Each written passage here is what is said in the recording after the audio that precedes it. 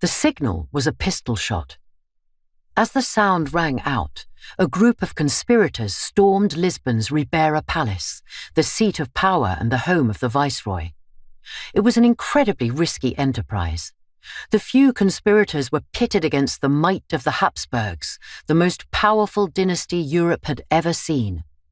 They demanded both an end to Spanish rule and a new king. The new king they called for was a shy man who had spent most of his life buried in the countryside and had no experience of politics. His name was João, Duke of Braganza. João's daughter, Catherine, was 2 years old when the revolution began. She was not born Infanta, Princess of Portugal, but into the risky business of would-be royalty in imminent civil war. Her childhood was one of plots, assassins, and the whispered legend of a hidden king who had come forth to solve the nation's ills.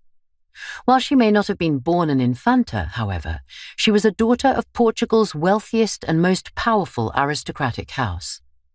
The Braganzas were responsible for around 80,000 vassals and owned over a third of Portugal's land.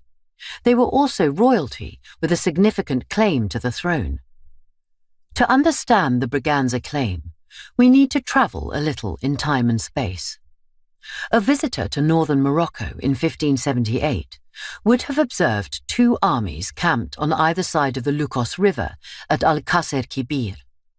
King Sebastian of Portugal, with his ally the deposed Sultan Abu Abdallah Muhammad II on one side, facing the current Sultan of Morocco, Abd al-Malik I, on the other. They were lining up to fight a battle that was only ever going to end one way. Sebastian had ignored warnings about taking an army to the heart of Morocco, and the Portuguese were doomed. His force of 24,000 troops faced al-Malik's army of 50,000. It was a slaughter. All 3 kings would die in the ensuing battle, known in memoriam as the Battle of the 3 Kings.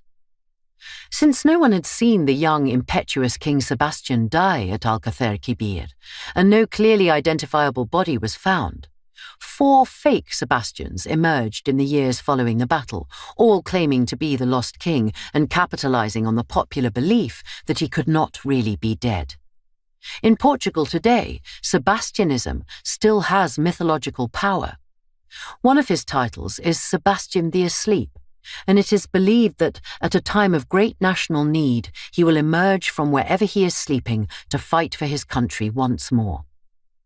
At birth, his astrologer had predicted that Sebastian would have dark hair and would enjoy the company of women, concluding that the presence of Venus in the 11th house signified multiple sons.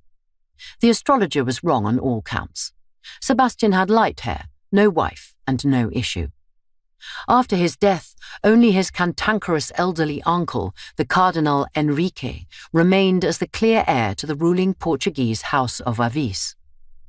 As a servant of the church, Henrique could have no legitimate children, and the Pope refused to release him from his vows of celibacy.